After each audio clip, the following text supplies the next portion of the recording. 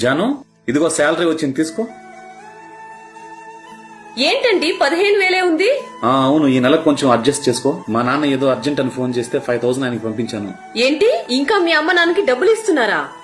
ఏమైంది ఇప్పుడు నీకు? ఏమైందా? ఊర్లో ఇల్లు పొలం ఉంది కదా, వాళ్ళ కడుపు కూడా వాళ్ళు సంపాదించుకోలేరా? వచ్చే పెన్షన్ అంతా వడ్డీకి మారుస్తాడారంట, వాళ్ళకేం తక్కువ?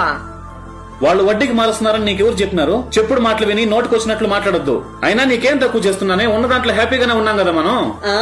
హ్యాపీగానే ఉన్నావు నువ్వు తెచ్చే ఈ జీతంతో. వచ్చే వారం తలకి కిరీటం కొందామనే ప్లాన్ చేస్తున్నాను. ఈ ఎగతాలంతా నా దగ్గర పెట్టుకోవద్దు. ఇదిగో, సంపాదించి మీ అమ్మ నాన్నకి ఇవ్వడానిక పెళ్లి చేసుకున్నారు. ఇంకోసారి ఇస్తే నేను ఒప్పుకోను. నీ కథ ఎలా ఉందో తెలుసా? ఒక రైతు అప్పులు చేసి ఎరువులు వేసి ఎండకి వానకి కష్టపడి సాగు చేస్తే వచ్చిన పంటని తినేటప్పుడు నోటి దగ్గర నుంచి లాక్కున్నట్టుంది. నా తల్లిదండ్రులు తిని తినక అప్పులు చేసి కష్టపడి నన్ను చదివించి పెంచి ప్రయోజకుణ్ణి చేస్తే ఇప్పుడు నేను కష్టపడి పెళ్ళాన్ని మాత్రమే చూసుకుంటూ తల్లిదండ్రులను గాలి కుదిలేవాలనా?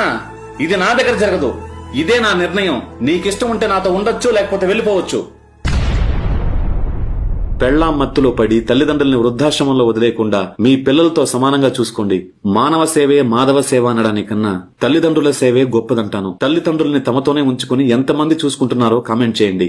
చూస్తాం ఎంతమంది మహాత్ములున్నారో.